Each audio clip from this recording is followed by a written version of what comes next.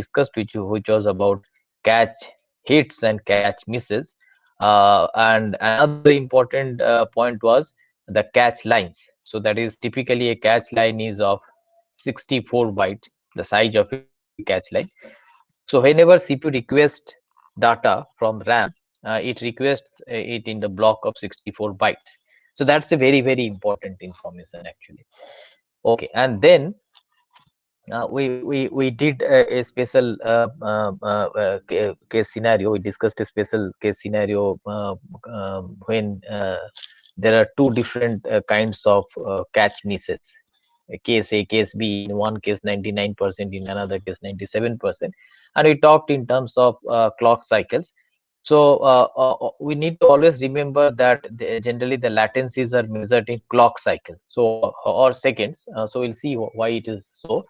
So typically a clock cycle is one tick of the CPU's timer. So CPU has a timer which currently you are also using during your assignments for measuring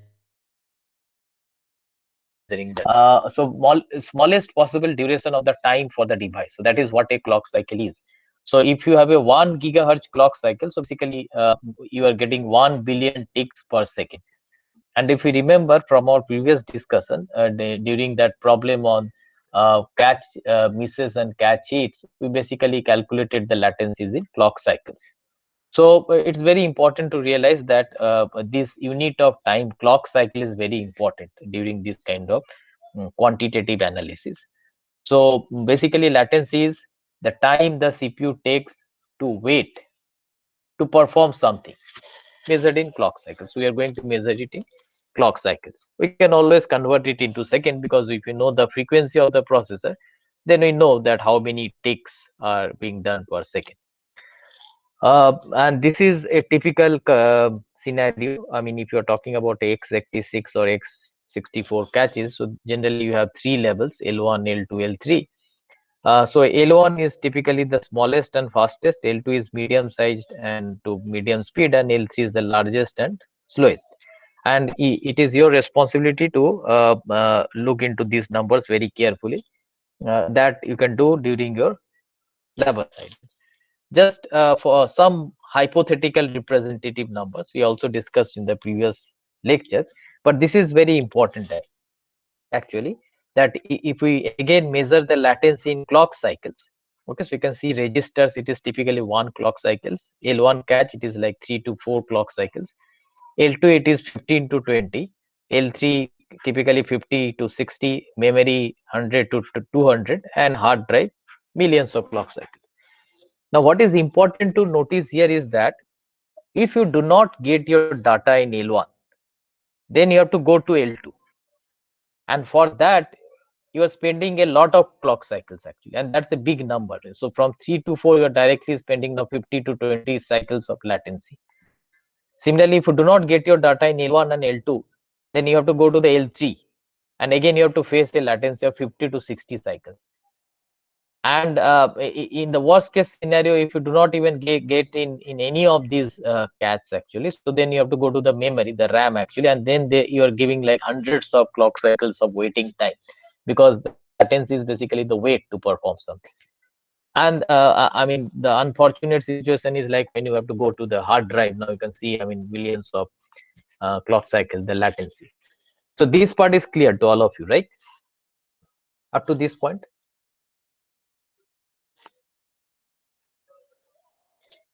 Yes, sir. Everything is clear up to this point. Yes, sir. Okay, perfect. Yes, sir. Now, yes. Now we are going to discuss about the importance of catch, or the effect of catch in today's lecture, particularly from an algorithmic point of view actually. So first, let us once again make this picture very clear in our mind. So talking about catch lines, so the bytes in RAM are grouped in a block of 64 bytes each, right? So it is like byte number 0, then byte number 1, and so on. So here you have byte number 63. So that's my first catch line. Then I will have a second catch line, which is like byte number 64 to 127, and then subsequently 128, and so on till 191. So that's how the catch lines are arranged. Now, suppose you are reading 2 bytes. Yeah, your code is written in such a way. Suppose you have a loop or whatever for I is equal to 1 to whatever, I mean n, and then you have some counter here, which can be a random also. I mean this counter. Now let's assume that you are accessing this data, and then you are accessing this data. So in this case, what will happen? You will face a miss here, but because of the presence of cache line, you will not face a miss here. Now you are going to face a hit here actually. Okay, so you are reading these 2 bytes which are far away from each other. Far away means not too much away, otherwise they will be in 2 different cache lines. But if they are in the same cache line, then in one case you are giving the penalty, that is a miss penalty, but for the second data item you are getting a cache hit actually. And in whatever direction you travel, I mean whether you are accessing this first and then this, or you are first accessing this and subsequently you are accessing this, you are going to get this benefit actually. So whether you are traveling through the array in a forward or backward direction, you are going to get this benefit only and only if these 2 data items are in the same cache line. Okay, now let's just take one example of locality. So in this particular example, let's say this case 1, this example. So which locality is present here in this particular case? So here I will just read it for you. So there is a instruction total is equal to 0. Then you have a loop for I equal to 0, I going from 0 to n, and then you are calculating some total, which is basically addition of some array ai, and then you are returning total. So which locality is present here?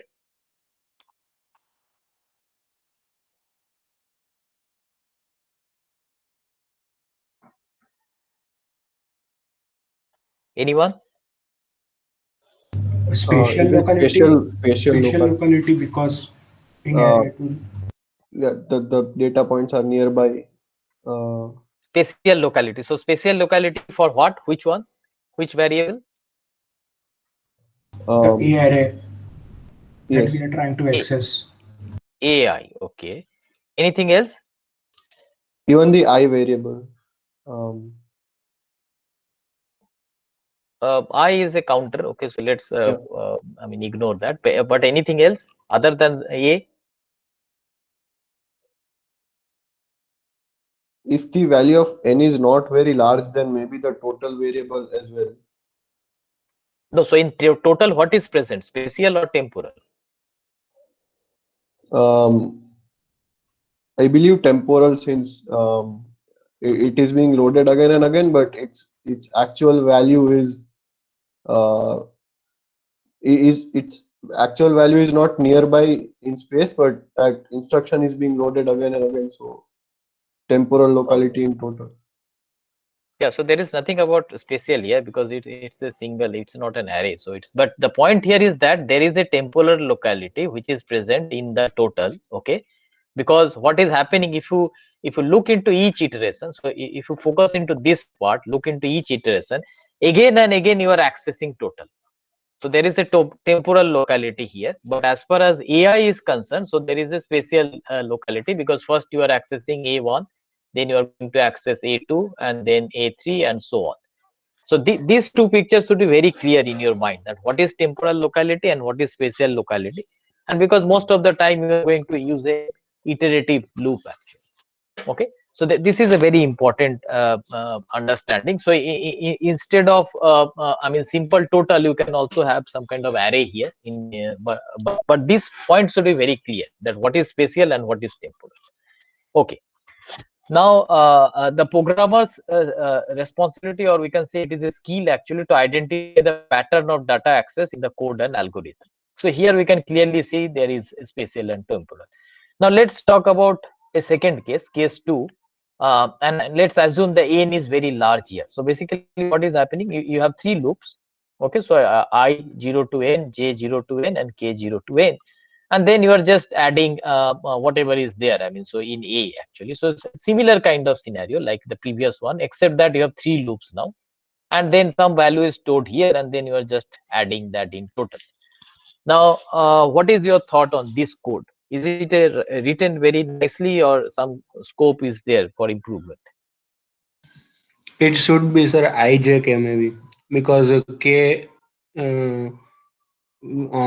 accessing K first column by K it will be like not good for the memory. It will not bring. It will bring the whole array and then remove it just.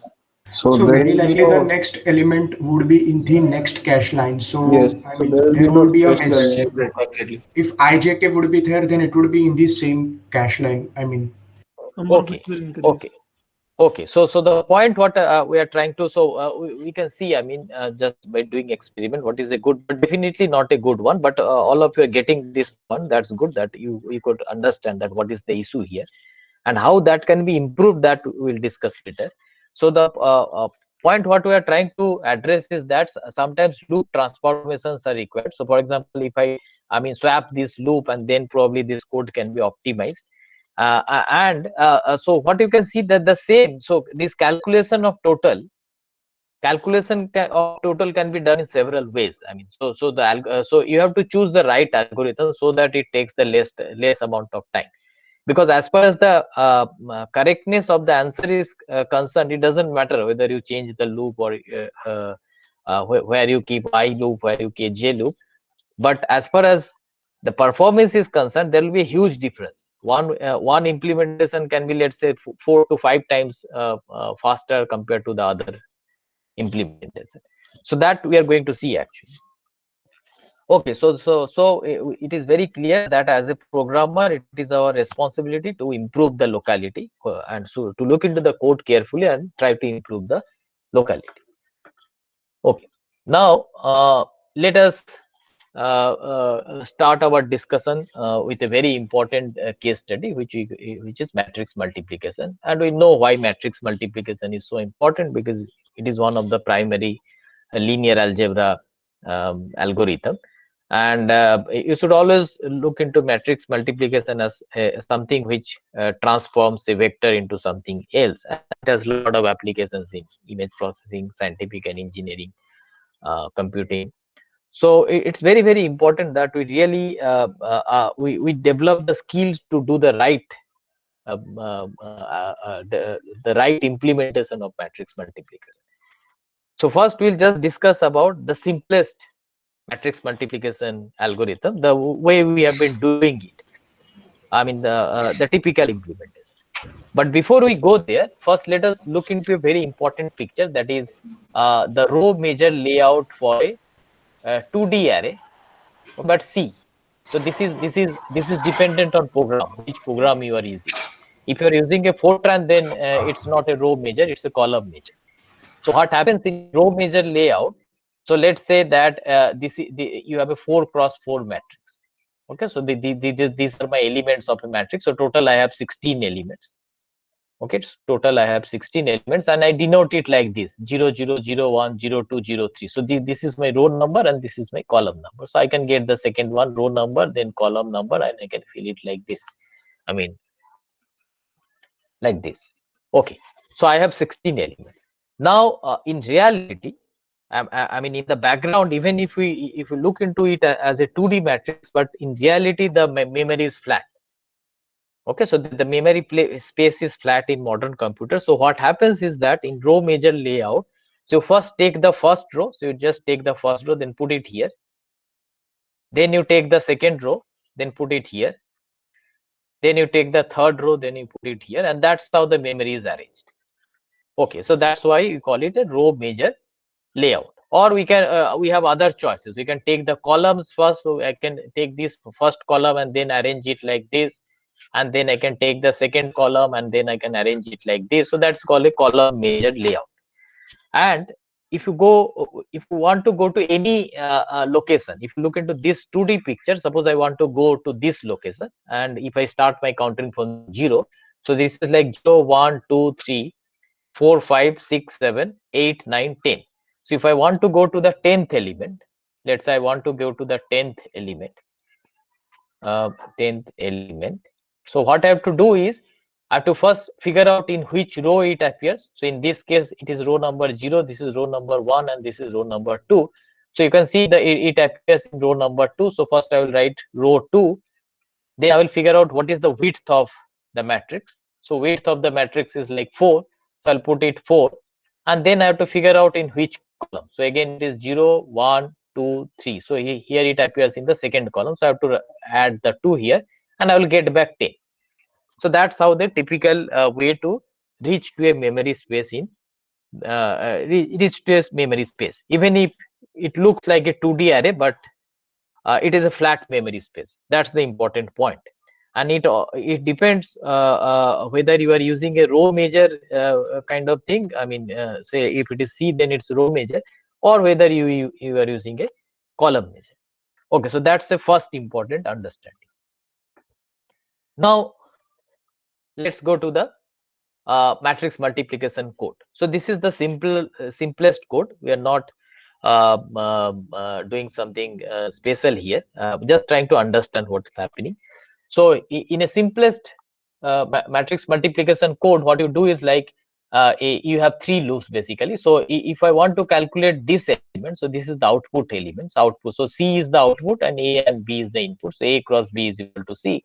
So for one output element, I have to go through we have to travel in row in this direction and in this column wise in this direction. So row wise in A and column wise in B, and then you will get the output in C. And that's how it looks like. So it goes from row 0 to n, and then so this is for the outer loop. So if you have total n cross n elements, so total n square elements in your C, total n square elements, so that is being taken by the first 2 loops. It goes from 0 to n and the column goes from 0 to n. So that will take care of the n square elements. And for each of those elements, so let's say for this particular element you have a k loop which goes from 0 to n. So that is like it is going from this direction and this is going from this direction. And then let's say this particular element is row number something and column number something. So this is row number, this is column number. So for that you actually write something like this: row into width plus column. Okay, so that will also help me in getting the exact element I'm talking about. And then you access the array A in this way. So here it is very important to realize what is happening. So first is row number and then the width plus the k. So k is changing in this direction. So you are going like this, and you travel along the row like this: row into n plus k.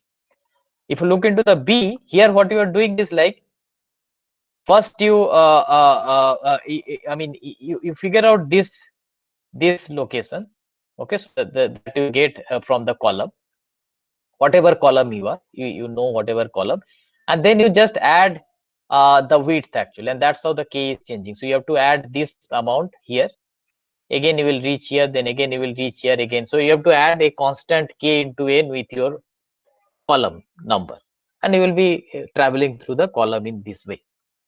Okay, so if I have to summarize, how many total operations for this case, for this matrix multiplication?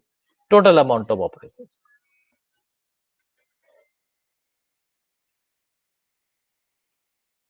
Computations. How much total computations I have to do? N cube. To be exact, 7n cube. how much? 7n cube. Why 7n cube? So because we are doing the index calculation as well, along with the multiplication and addition. Oh, no, ignore that actually. Don't Okay. get, I will come there later, but just ignore that. Okay. Otherwise, how much? Then 2n cube. 2n cube, because I can clearly see this is one operation here, and then there is another operation here, and I have n. So n square into n cube, and then 2 operations. So that's like 2n cube. Yeah, that's one way to look into it. Or otherwise, the another way to look into is like, I have total n square elements, and for each element I am doing 2n operations, because this is for n square part, and for each element I am doing 2n. So this one and this one, so 2n, so 2n cube. And how much memory access? Total memory access.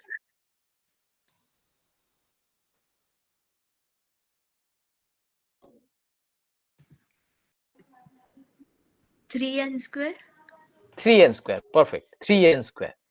So because the size of A is, so a size of A, I'm just writing size of A is n square, and you have similarly size of B and size of C. So total you are accessing 3n square amount of data, and you are doing 2n cube amount of operations. So if I have to calculate a ratio, let's say compute to memory access ratio, if you have to do that, compute to memory access, okay, sometimes we also call it CMA.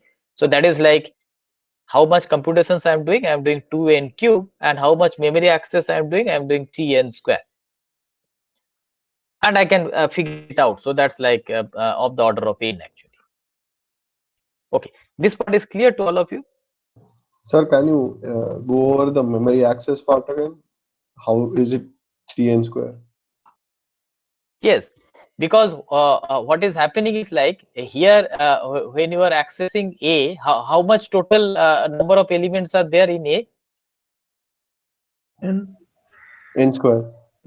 So N square. for And how much in B and how much in C? yeah, so n square each in all Yeah, N three of. square is total 3n square. Okay.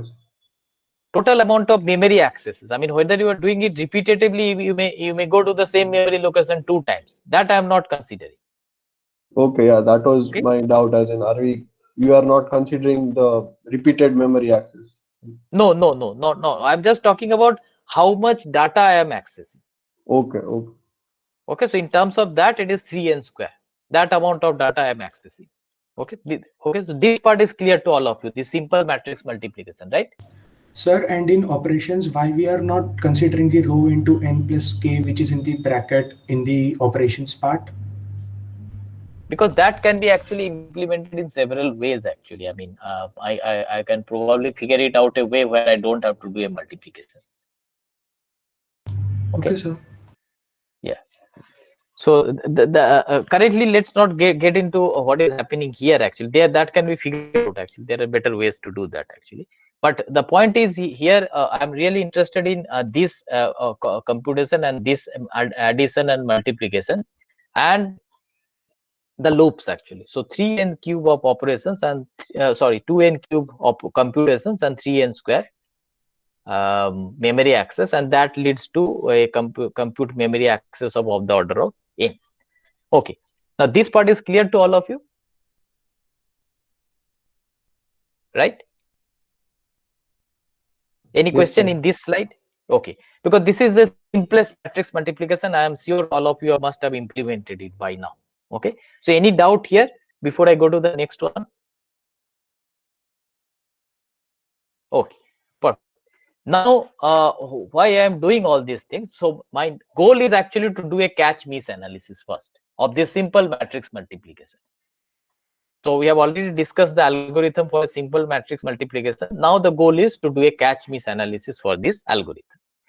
Now, so basically what I'm doing for single element of C, so that is like in this previous slide, if you look into this one, so for single element of C, so that is this one for a single element, okay, for single element of C, you read a row I, a complete row, and then you read a complete column J, which is from B. So this is you are reading from A, this is you are reading from B, and then you do a dot product and you get one element.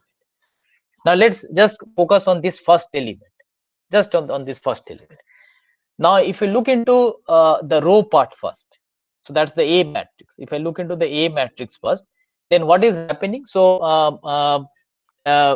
let's say the catch starts empty, so there is nothing in the catch because you have just started implementing. So absolutely the catch was empty, nothing is there in the catch, everything is in the RAM probably. And now we are going to look into the hit and miss actually. And let's, for our simplicity, let's assume that the catch line is 4 bytes, but generally it is 16 bytes. 64 byte. The catch line is typically 64 bytes, but just for a visual representation, let's assume that it is 4 bytes.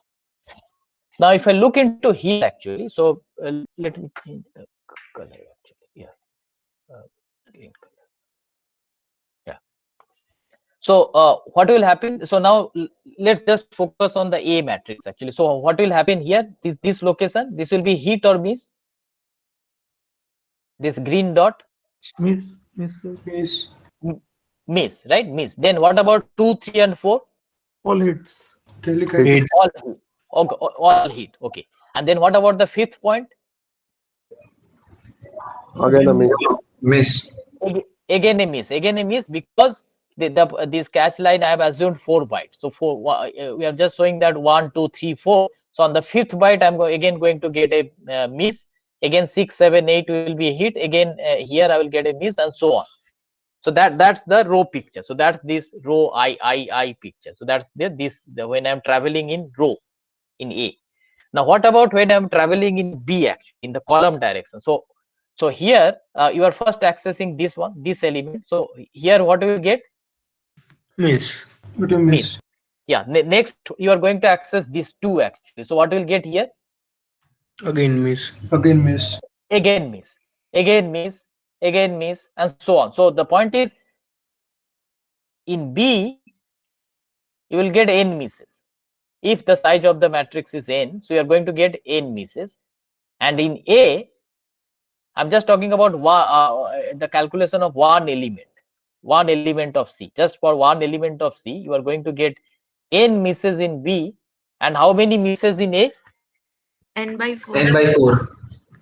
N by 4 misses in A. Okay, so that completes our understanding. Now let's do a proper catch analysis here. Now we can focus on the right side actually. So let's assume that you have a matrix elements, a double precision you are using. So what does the double precision means? I mean, how many bytes each one? 8 bytes. 8 bytes, exactly, 8 bytes. And let's talk about a real catch block. So real catch block is 64 bytes. So that means one catch line can have 8 elements. Okay.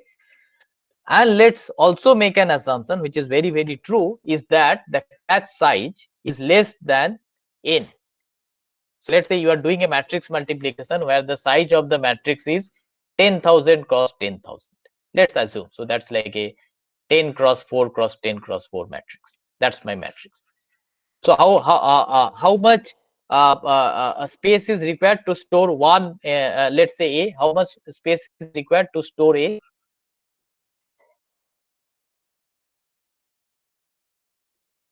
80,000. No, how 80,000? So 8 matrix Eight by 10. So 8 into 10 raised to 8. exactly 8 into 10 raised to 8. How much is that? Okay, please. Almost 800 million. 800. 0.8 gigabytes.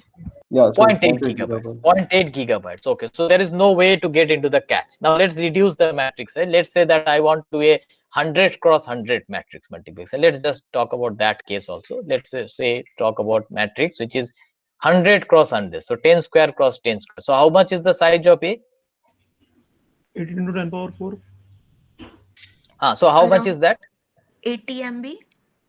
80 MB, exactly. So even if you're doing 100 cross 100, you are not in the cache, right? This part is clear to all of you? 80 KB. Why MB? No, 10 Yes, 10 sir, to 22 MB. sorry, 80 KB. Sorry, 80 KB. Yeah, I hope I am right. 80, yeah, 10 to the power 4 and 8. Yes, 80 KB. This is right? Yes. Yes, sir. Okay. So in this case, probably you are into the cache. So your whole matrix can fit into the cache. But remember, you have 3 matrices. So that is like 240 KB. So this probably will go into your L1 cache if you are dealing with 100 cross 100. But the moment you are dealing with, say, 1000 cross 1000, then you are going to get into trouble actually. If you're doing a 1000, so it's like 10 cube cross 10 cube. So what will be the size of A? 8 MB. 8 MB, right? Okay, so 8 MB is definitely not getting into your L1 and L2. If your L3 is big, I mean, if you're working on a high-end processor, probably L3 can accommodate that. But the point is simple. The moment you go anything beyond, 10 to the power 3, then you are getting into the RAM actually. That's the point I'm trying to take. Okay, then remember, I'm just talking about one matrix here, A. and you have 3 such matrices. Okay, so that's the first point. I mean, in real problem. Now let's just consider the first iteration. Okay, now let's come back to the matrix multiplication algorithm. So first iteration means I'm calculating this first element. I'm calculating this first element. So how many catch misses you will have in the first iteration?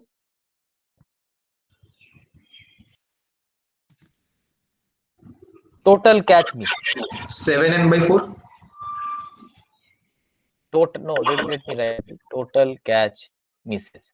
Yeah, how many? 7n by 4. No, why 7n by 4? Sir, n plus n by 8. So Yes, 9n by 8, which is 9n by 8. 9n by Yeah. 8. Because if you look into your A, so if you look into my A, so that will be like n by 8. Okay, so that's the A part actually, because now you can see that you have a 8 elements. So in your catch line, so let me draw the picture so that there is no confusion. Now I'm not talking about this picture. This was a representative picture. I'm talking about this real scenario actually. So where I have a 64 byte catch block. So let me write it down. 64 byte catch block, and then I have it like this. So that's the 1, 2, 3, 4, 5, 6, 7, 8, 9, and so on, 10. So here I am going to get a miss. Okay, and then the next miss will happen where? 9. 9th, exactly. The next miss is going to happen at 9th. Okay, so total I have n elements in the row direction. Total I have n elements. So total misses I am going to have is n by 8. This part is clear to all of you? Yes. Yes. And how many misses we'll have for the B part? N. N, exactly. N misses, because every time you are going to get a miss. That's what we have already discussed. So the B part is actually shown in red color, but that's the danger access you are doing. Actually, every time you are accessing, you are actually creating a catch miss for you. So total, how many misses? So that is 9 n by 8 misses, and that is for one iteration. The one iteration means one element. So total, how many misses you will have? 9n cube by 8. Yeah, total misses will be, because I have n square elements, I have total n square elements, so therefore total misses will be 9n by 8 divided by all multiplied by all the n square elements, so that will give me 9n cube by 8 misses. Okay, so I'll keep this number with us before we go forward. So remember this number. So we did a simple catch miss analysis and we figure out that n is the size of the matrix, I mean n cross n matrix. Then you are going to have 9 by 8 n cube catch misses. This part is clear to all of you? Yes, sir. Okay. Now let's think about a scenario. Can I improve this algorithm? I mean, let's first talk about a very simple modifications. I mean, one simple modifications what one can do is like, because we can see the major problem is coming from the B part actually. So if I can transpose the B actually, then I can get rid of this problem. So then it will reduce significantly. So read the rows or the columns. We are using the entire catch line. So now you can see this was a typical representation XY. Now I made a transpose of B, so now it has become YX actually. And then you have to actually access row wise both. This also will access row because your column has become a row now, and then it will significantly drop the catch misses actually. Okay, so this is what you, so the message is like, if I do this simple modification, basically swap the x and y coordinates, so this will actually help in accessing data in consecutive blocks and probably will lead to more catch hits. This part is clear, right, to all of you? Yes, yes. Okay, now we are talking about a very important technique, okay, which is called block matrix multiplication. But Once again, I would like to repeat, this is a technique. This has nothing to do only with matrix multiplication. These blocking techniques can be used in many other algorithms. So learn it from that perspective. Okay, so this is a technique, blocking technique. This can be equally used efficiently. It can be used for image processing also, because images are also, like matrices. You can treat them as matrices, two-dimensional. Okay, even in three-dimensional problem, this can be very useful, this blocking technique. Any one of you have implemented block matrix multiplication? Okay, if not, so first let us understand the algorithm. So what we basically do here. So what we do here, so you have this matrix A, and you have this matrix B. Now, if you look into a typical matrix multiplication, so this is my typical matrix multiplication. So what I do is, like, I travel in row, the complete row, and then I travel the complete column, I get my first element. Again, I travel a complete row, I travel the second column, I get my second element, and so on. So the point is, I travel the whole row, I travel the whole column, and I get one single element.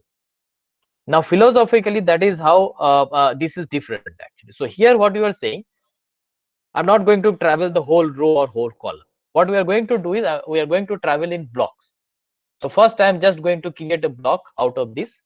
So this is my complete row, but you are taking some rows from there, and then you are making a block out of that, and then you are creating a similar same size block. That has to be same size.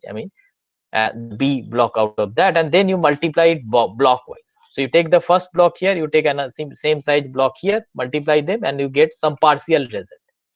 Then you keep that result, again you get the second block, you get a second block here, okay, and again you multiply and you get the result, then add it to that, then again the third block, and so on, and finally this block and this block, and finally you add everything, you are going to get the output, which will be the final output for the whole block itself. This schematic is clear to all of you, what we are doing here? All of you got this, or once again I should explain this? Sir, can you explain it once again? Yes. So see, in simple matrix multiplication, you travel the whole row, you travel the whole column, and then you get one element. Again you travel the whole row, again you travel one whole column, you get the second element, and so on. That's how the simple matrix multiplication works. You have three loops. Okay, so the first two loops are for elements. So if I look into this code actually, so first two loops actually just determines which element you are going to pick. So if this is my ijth element, so that I will come from here, the j will come from here, so that I and j, these two for loops will determine which element you are calculating. Once you have figured out that element, then you travel the whole row and the whole column. So that traveling is being done by this k loop actually, this innermost loop. This innermost loop does that traveling for you, the whole row traveling, whole column traveling, and then you get the answer for this ijth element. Now what we are saying is that we are not going to travel the whole row, we are not going to travel the whole column. What we'll do instead, we'll make a block out of this. That block may consist, let's say, 4x4 block. Let's assume 4x4 block. So that means I have 4 elements in row direction, 4 elements in column direction, and I will also pick a similar say block, let's say from here. This can be from here as well, whatever, because finally we have to complete the whole matrix. Let's assume that we are just picking a block from here, the same size block, and then I am doing block by block matrix multiplications, and I'm adding those in phases. So it's like a phase 1 calculation. Okay, so phase 1 calculation is this block, first block, and this block. Then there is a phase 2 calculation, which is like this block and this second block. Then I have a phase 3 calculation, which is like this block and this block, and I can add the results from all these blocks, and I am going to get the final result, which will be the result for this complete block, not for a single element. Now it is clear to all of you? Yes, sir. Okay, so let me make it more clear by this diagram actually. So let's say that I have a 4 cross 4 matrix, okay, A and B. So this is my A matrix and this is my B matrix, and my block is 2 cross 2. Block is 2 cross 2. So what I can do is, like, I can create 4 blocks out of that. So this is my first block, this is another block, this is another block, and this is another block. So I have basically created 4 blocks out of this 4 cross matrix, each of size 2 cross 2. Now what you are doing is, like, you are taking this block and then you are taking this block from here. So you can see that this is A00. So let me write it A00 block. Okay. So I'm taking this A00, so that is A0001, 1011. And then you are taking this block, which is B00. So B00 is B0001, 1011. And next, what you are doing, you are taking this block, which is A01. So 0 is for row and 1 is for column. So 0th row, first column. And then you are taking this block, which is basically 1 for row and 0 for column. So that you can see that 0, 2, 0, 0, 3, 1, 2, 1, 3. So 0, 2, 0, 3, 1, 2, 1, 3. And then you are putting this here, B20, 21, 30, 3. And when you complete this multiplication, so whatever you do, I mean, then it is like you can treat it like a simple matrix multiplication. So this is now a normal simple matrix multiplication. Then you are going to get this. Okay, so you are doing this, and then this, okay, and so on. And when you finally do this, this is going to be your first element. So that is my C00. This whole thing. Okay. So similarly, when you complete this whole calculation, you will get the complete C actually from here actually. Now we'll get the complete C, which is look like C00, C01, and so on. Now this picture is clear to all of you? Yes, sir. Yeah. Now comes the important question. Can I still do it with 3 loops?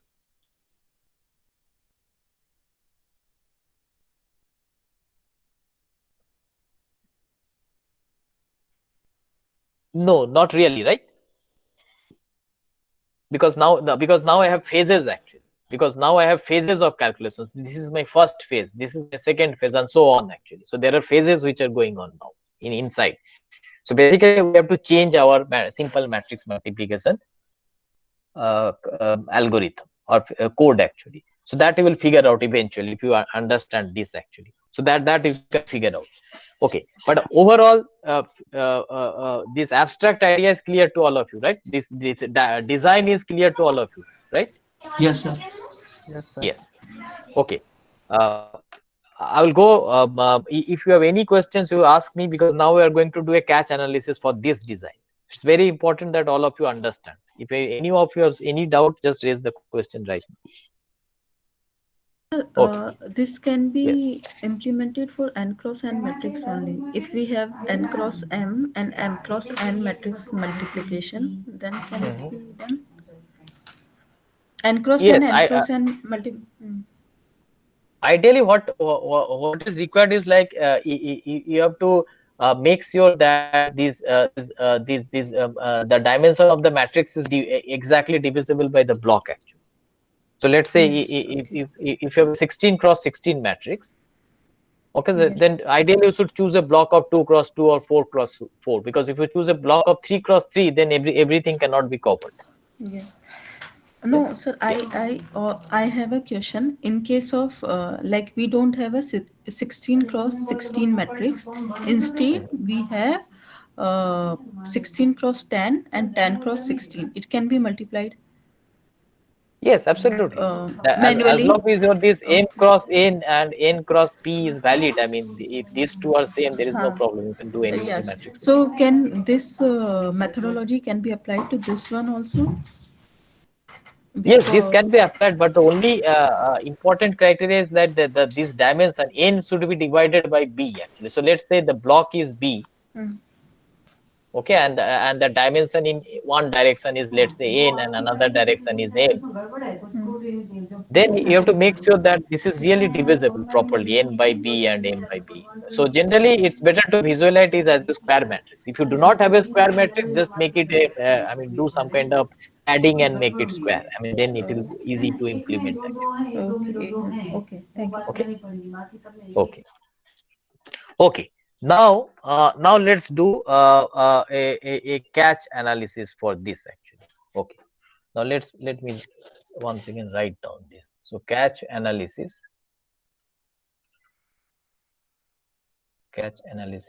for block matrix multiplication.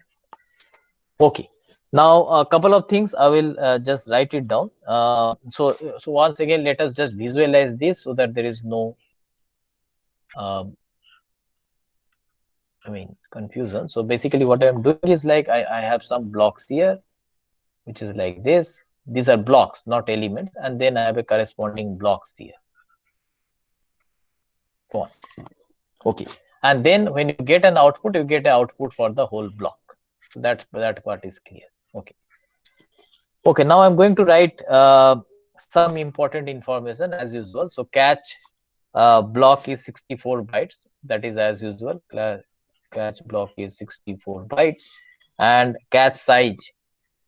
Let's say catch size. Let me represent it by C, and let us assume that this is much less than n.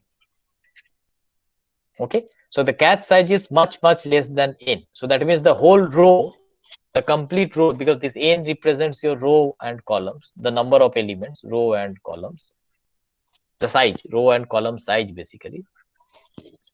So that the catch is actually smaller. It cannot hold a complete row actually. Okay.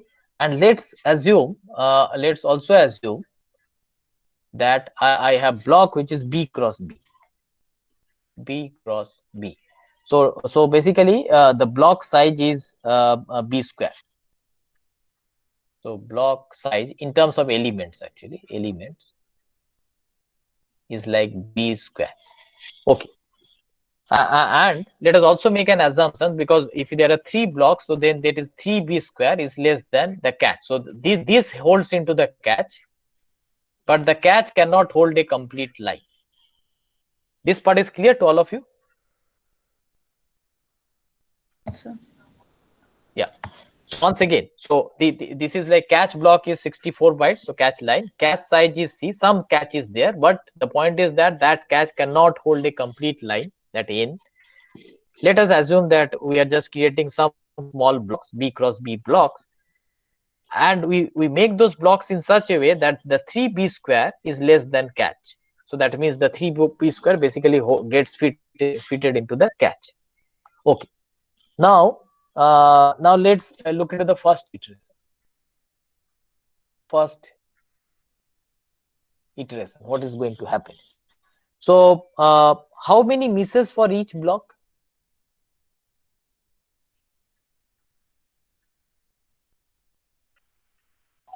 How many misses for each? B misses. B.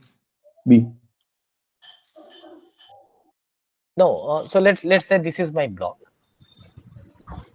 Let's just assume this is my block, okay, and then you can visualize it as a linear memory, because that's how the internally that is how the picture is. So that's like this first row, the second row, the third row, and the fourth row. So that is like this first row major, second row, third row, and the fourth row. So how many misses? B by 4.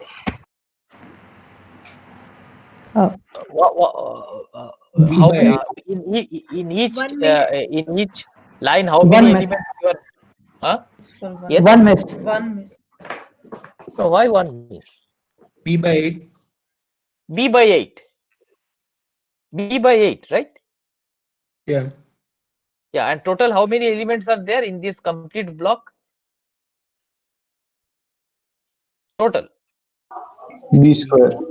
B square. So total, how many misses for each block?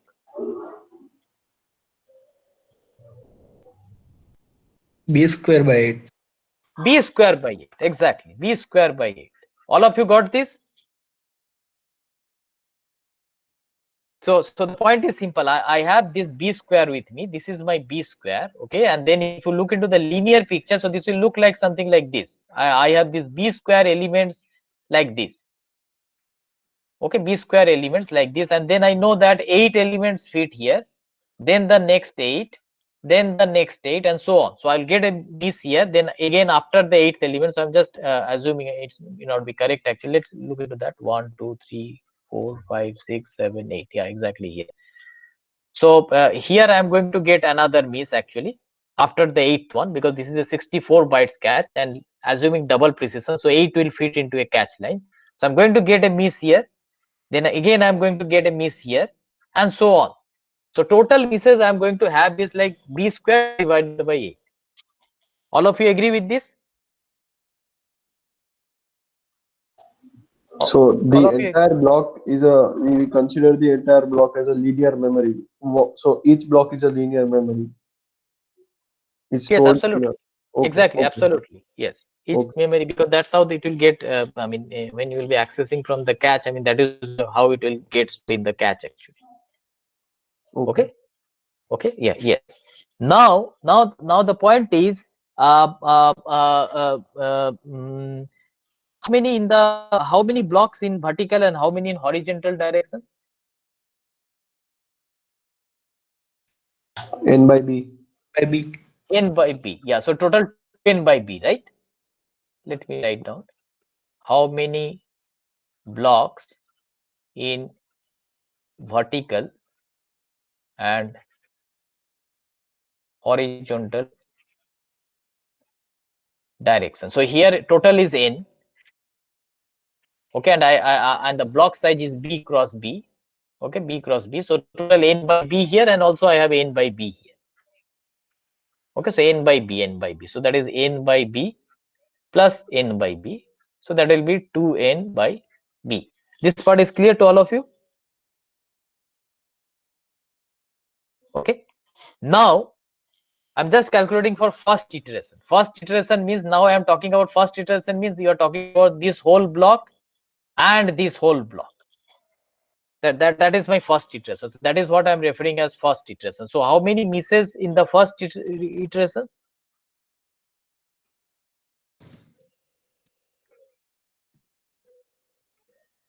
NB by 8. NB by 12. No, NB by 8. No, how we are getting that? NB by 4. Oh, NB by 4. NB by 4. NB by 4, because per block misses for each block is b square by 8, and you have 2n by b blocks. So that will lead me to NB by 4. This part is clear to all of you? Yes, sir. Okay. Now total how many misses for all the iterations?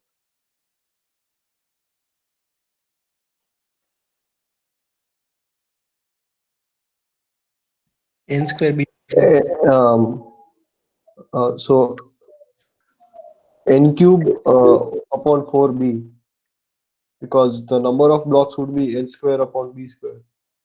Exactly. So total number of blocks will be, so the point here is that first I have to calculate how many total blocks. So that is like, if I look into this C picture now, C picture, like n by b blocks in this direction and n by b blocks in this direction. To total I have n square by b square blocks. So I'm just going to write it, n by b whole square blocks.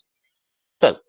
So that many blocks I have to do to get the complete C. So this is my A, this is my B, and you have to get the complete C. Then I have to do n by b square blocks, and for each block, that is for one iteration, so I've got nb by 4, so I'm going to multiply it there. So nb by 4, sorry, this is capital N, nb by 4, so I'm going to get it n cube by 4b. This part is clear to all of you? Yes. Yes. Total blocks. Okay, now let us highlight this number. Actually, let me highlight this number. So this number is n cube by 4b. Just remember this number, n cube divided by 4b. And now let's go down to the previous number, the simplest matrix multiplication. So this simplest matrix multiplication was 9n cube by 8. The matrix size is same in both the cases, and you will be doing the same amount of computations also, because the matrix multiplication is of the order of n cube. So both the cases it will be of the order of n cube. So the only thing which is changing is the way you are accessing the data. The second strategy is a blocking strategy. This is the simplest strategy. In the simplest strategy, you have 9n cube by 8 catch miss, and in this case you have n cube by 4b catch misses, where b is block size. Okay, now let's go to the next slide. So let me write it down, whatever we have looked into that. So no blocking. So this is 9n cube by 8, 9n cube by 8. Okay, so there is no b here. If you do blocking, then you will have n cube by 4b. So the b is basically your block size, block dimensions. Okay, now what is the gain? So 9n cube by 8 divided by how much? N cube by 4b. Yeah, so how much is the gain?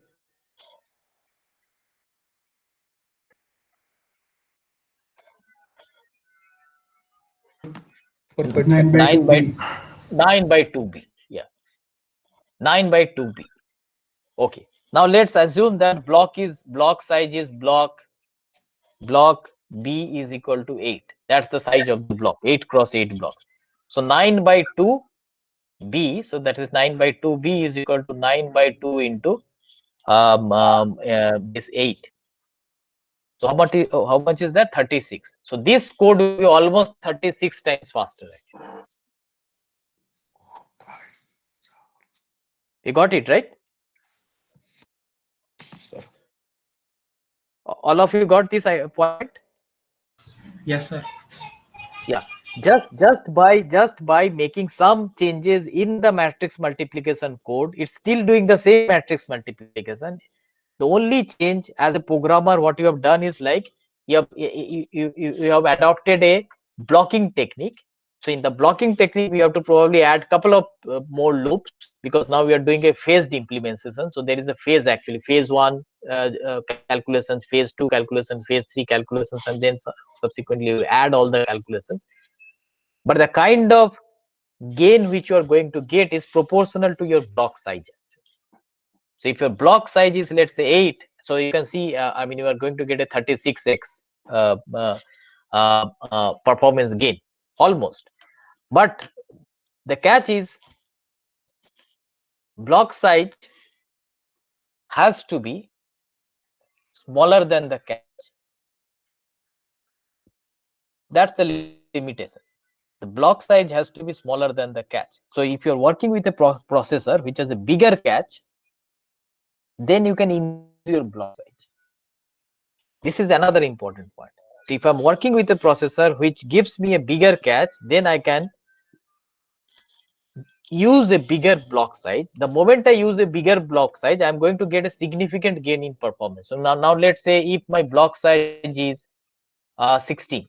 So how much gain it will be? 9 by 2 into 16. So how much is that? 72x. I'll just get I mean, this kind of performance gain I am getting. So you do a simple matrix multiplication, you do a blocking matrix multiplication, you are going to get this kind of performance gain. If not exactly 72, you are going to absolutely get something which is a few tens of times faster. This part is clear to all of you? Yes, sir. Yeah, so that tells me that if I have to select an architecture, so let's say that I mean, day and night we are just doing image processing and we are doing linear algebra, we are dealing with big matrices, and matrix multiplication is very, very important, because we know that matrix multiplication is actually nothing but it's a kind of a linear transformation. So you take a set of points which are like a vectors, you put a matrix on that, you can rotate that set of points, you can scale those set of points. So you do one transformation, you do another transformation over that, so that is equivalent to doing matrix multiplication. You do another transformation on top of that, so that is equivalent to doing 3 matrix multiplications. So you know that how matrix multiplications plays an important role in I mean, science and engineering. And it tells us that why it is so important to have a bigger catch, actually, how the catch size can actually help you in increasing the performance of your code. only and only if you know how to implement your code properly. Otherwise, even if I give you a big catch, you cannot get the performance out of it if you do a simple matrix multiplication. Okay. So this part is clear, I guess. But again, once again, I would like to highlight that these are two important assumptions which you have made. One is this, and the second one is this. So this basically means the first one means that you are dealing with large matrices, so the catch cannot hold a complete row or column. And the second one tells you that the catch has to be big enough to hold 3 blocks. So that means I have to first look into the catch size, and then I should decide the size of my blocks. Okay. Sir, I have a doubt. Yes. So, sir, like as you said that the block size, so the cache block is if we take double precision, so it would take 8 elements, right? So, Yes. suppose, sir, if the block size, if it is less than 8, so let's suppose that the block size is 4 cross 4. Sir, then the number of misses would increase, right? But then, like this formula, the total number of misses will increase because we have taken it as like 1/8. But in that case, it would be 1/4 because each row there would be only there would be 1/4 miss for each row. So if the number of block size, if the block size is greater than 8, then I think that would be correct. But if it is less than 8, sir, still would this hold? Yeah. So if I understand you correctly, you are talking about whether you are using a double precision or a single precision, right? No, no, sir. Actually, like if the cache block size, if it includes 8 elements, and if in the block dimension, if I have 4 cross 4. So, just a minute. So your statement that if I assume block size will include 8 elements depends on this actually, whether using double precision or single precision, because this is fixed. Catch size is 64 bytes. Catch block is 64 bytes, right? Now, if you are using a variable which is using 8 bytes, then you are going to accommodate 8 elements. If you are using which is like 4 bytes, then you are going to accommodate only 16 elements. And if you are using 16 bytes for each element, then you are going to just accommodate 4 elements. Right? Yes, sir. I mean, I got that thing, but sir, like if the block size, if let's suppose it is 16 cross 16, then again in one row there would be 2 misses. And yes, exactly. That depends on that depends on double precision versus single precision. Like how many? So you should look into like how many elements fit into your catch blocks. That's the point. Yes, sir, I got that point, sir. But if the block size, suppose let's say it is 4 cross 4 and it is double precision only. So in the catch block there could be 8 elements, and suppose I have only 4 elements in one row of the block. So and there are like 4 cross 4 is the dimension. So sir, for each row I would be having 1 miss. So sir, there would be 1/4, right? Instead of 1/8, the total number of misses. Yes, that will depend on how many elements one block can hold. So if the block can hold only 4 elements, then there will be first miss and then 3 hits. Again, 1 miss, 3 hits. If it can hold 8 elements, then 1 hit, 1 miss, 7 hits, like that. So that this calculation will change accordingly. Yes, absolutely. Yes, sir. So like this is only my doubt, sir, that like in this line we have written misses in this situation is b square by 8. So sir, if the size of the block, if the dimension, if it is less than 8, so it shouldn't that be b square by 4? Like if the size reduces, then the cache size. 8 should be the size of the data structure we are using instead of 8. Yes, sir. Yes, so let's go to the next slide to really understand your doubt actually. So if I understand it correctly, so what I am saying is that this is fixed actually. Let me yeah. Okay, so what I am saying is this is fixed. So this is 64 bytes. Okay, this is fixed. I cannot change it. This is architecture. Now what I can change is like the size of my block size. So that is the programmer can decide the block size. So let's say the block size is something. Let's say it is 4 cross 4. Now the another thing what programmer can decide is like which precision he or she is going to use, whether it's a I mean a single precision or a double precision. Okay, now the point is like first this will decide how many elements per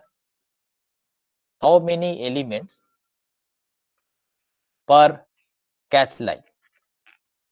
So that's like either I can have 4 elements, or I can have 8 elements, and so on.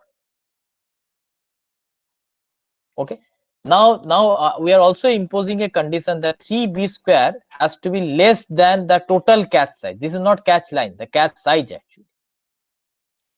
Okay, this b square is actually, so suppose your each element is 8 bytes, so then this 3b square will turn into how much? 3b square will be how much of data? 3 into let's say the block size is 4 cross 4, so that is like 4 cross 4, that is my block size, into 8 bytes. So that will give you the total amount, total size of the block itself. Does that make it more clear now? Yes, sir. But like, suppose if I have just like this block of size 4 cross 4, so according to the formula, the total number of misses for only this block would be 16 by 8. So that would be 2, right? Yeah. Yes, so this misses for each block, if I just focus on this formula, misses for each block, so this 8 comes from the fact that we have already I mean discussed that we are using a 8 byte elements. Yes, sir. But sir, okay, so if you are using a 4 byte element, then this will actually decrease. So instead of b square by 8, that will become b square by 16. Yes, sir, 16. Yes, because this is how it comes actually. So if your size of the variable, I mean the if it is a 4 byte, then you can have 16 elements per catch line. If you have 8 bytes, then you can just have 8 elements per catch line, and that actually decides how many misses and how many hits you will have. Sir, then we can write that cache line divided by the size of element instead of 8, right? Cache line is suppose that 64 bytes. Exactly, that you can do. Yes, so this can be replaced. This yeah, I can replace it. So this is what is basically catch line size divided by the size of element. Now it clears the doubt. Sir, I have like just one last doubt. Sir, suppose if I have a 4 cross 4 block, and so it would only fetch like in the cache from the continuous memory location. So sir, in the 4 cross 4, I would be having 4 misses for double precision only. Per block for yes sir. And sir, according to this formula, there would be 2 misses. So why there will be 2 misses? Because 4 cross 4 6. Like, are you using double precision or single precision? Double. Oh. In 64 by 8 means 8 only, and 4 by 4 cross 4. Okay, so what I will suggest is that you work it out. I'm sure there will be no issue. You work it out, and then we can again discuss this. Okay. Okay, sir. Okay, yeah, but whatever doubts you have, we will clarify that. But I'm sure this is going to work out. To once again work it out on a pen and paper. Okay. Okay. Now let's go ahead a little bit. So let me summarize actually. So the point is that okay. So what we have seen is that the size of the block decides the speed up, but there is a limitation. The limitation is the block has to fit into the cache. So you also need some kind of support from the hardware. The cache should be big so that it can accommodate the whatever block size you have chosen. And so if to summarize how to improve I mean the code performance, let me summarize. Optimize code performance. What are the important things I have to look into? This is the most important learning what we are getting. So first is the data organization. You really need to organize the data properly. I mean, so that whether you are doing row measure, column measure, whatever. So you have to be very careful. What is the data organization? How that has been done. Based on that, whether you are doing a proper data access or not. Okay, that's another important issue. Then loop structure, actually, that whether your loops are placed properly or not, so that it helps in the proper data access. And wherever possible, I mean, particularly if you are dealing with 2D kinds of problem like matrix multiplication, image processing, and there are many such 2D problems in fact, then you should always think about blocking technique. Okay, so and blocked matrix multiplication is a good algorithm to learn this blocking technique.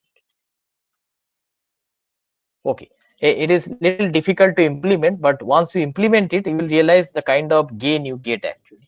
Okay, so if I have to use some kind of a rule of thumb, then what I should do is like keep working set small. So that's the first rule of thumb. Keep working set small. So if I look into this diagram, so let me go into this diagram. So you can see that the working set on which you are working actually, this is very small actually. This is your working set. Actually. So you are doing traveling along this. Again you do travel. So you take this row and probably you are using all the columns actually. Then again taking this row, then again you are using all the columns. So whatever way, row, in this way, row. But the point is you are not dealing with the whole matrix. You first kept your working space small and then do all calculations, whatever you can do with your data which is already present in the cache before throwing it out. Then you are going to get a good amount of the temporal locality.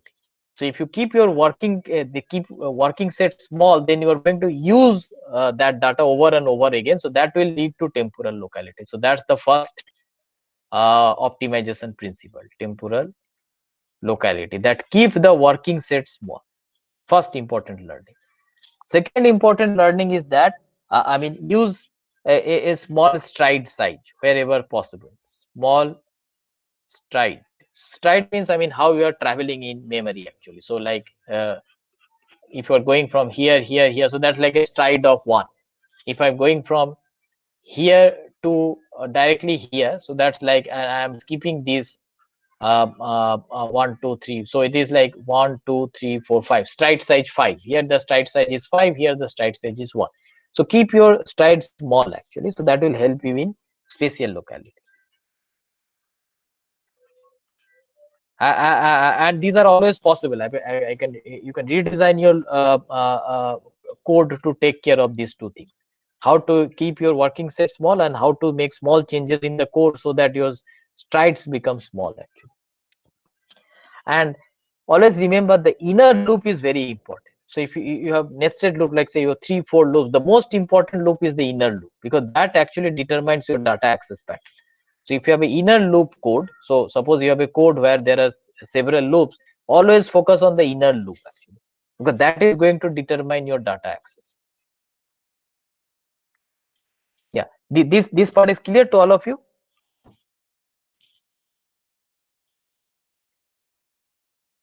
This part is clear to all of you?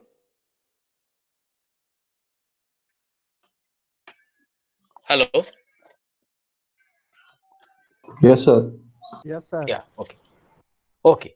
I have a little bit of time. I can discuss one more important thing before we can close this session. So let me look into another important thing. Let's say till now we have been talking about compute throughput. Okay, so that is in flops per second, and we know how to calculate. We already know how to calculate it. So basically you need the processor frequency, you need how many flops per cycle, and from there you can calculate the compute throughput.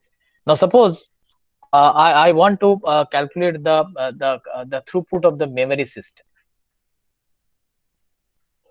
Throughput of the memory system, because that is another important number which will determine how good the performance can be. So let me give you some numbers, let's say hypothetical numbers, but not too unrealistic also. So let's say I have a memory system which is a 64-bit DD-RAM, okay, DD-RAM, okay, interface. So this is a DD-RAM interface, okay, and which has 8 channels. These are actually important things to know actually from how your memory throughput is determined. And let's say it's a 1 gigahertz clock frequency of the memory system. Clock frequency of the memory system. I'm talking about a memory system. Okay, and then I want to calculate what is the peak access throughput. Peak access throughput. Okay, so I know what is the typical unit for that. So typical unit, this because this is data access, so peak data access throughput, so the unit will be gigabytes per second. Okay, now how to calculate that? If these numbers are given, so this information is given. So first information is 64-bit DD-RAM interface. Second information is there are 8 channels through which the data is flowing, and the clock frequency of the memory system is 1 gigahertz. So what first you have to do is like that it is a 64-bit DD-RAM interface. So that is like 8 bytes. So what I can write is like 8 byte per transfer. 8 byte per transfer. Then what another information is given is DD. So that is like double data rate. So this is DD stands for double data rate. So that means I can do 2 transfers. I can do 2 transfers per clock per channel. So I can do 2 transfers per clock per channel. Okay, so that is the channel also I will write here. Okay, and then it is also given that I have 8 channels, so I'm going to write 8 channels here. Okay, and then it is also given what is the clock frequency of the memory system. So that is 1 giga clocks per second. So that is 1 giga clocks per second. So I have already combined all the information which has been given to me about the hardware. So now I can cancel it. So I can cancel transfer. I can cancel clock. I can cancel channels, and finally I will be left with bytes per second. And that is what we want to get actually in bytes per second. So if I multiply these numbers, so that is like 128. Yes, 128. And remember, this is giga here. This is a giga here sitting here. That is like 128 gigabytes per second.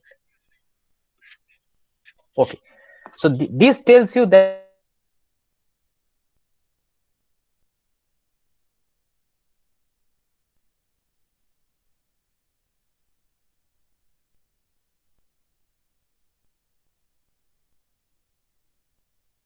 say 4 bytes. So how many elements you can get per second?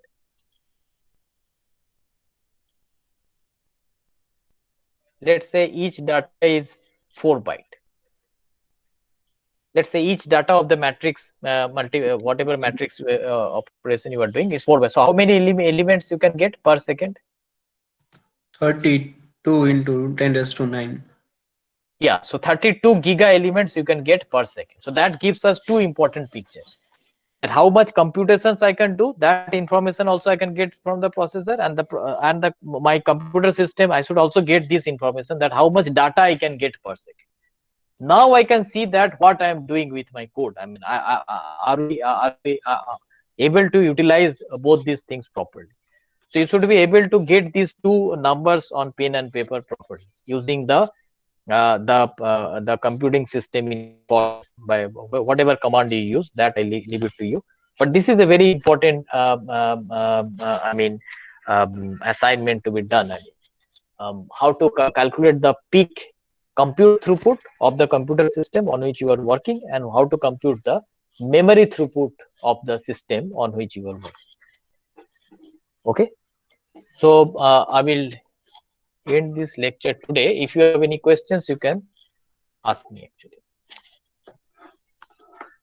Yeah, you have any questions?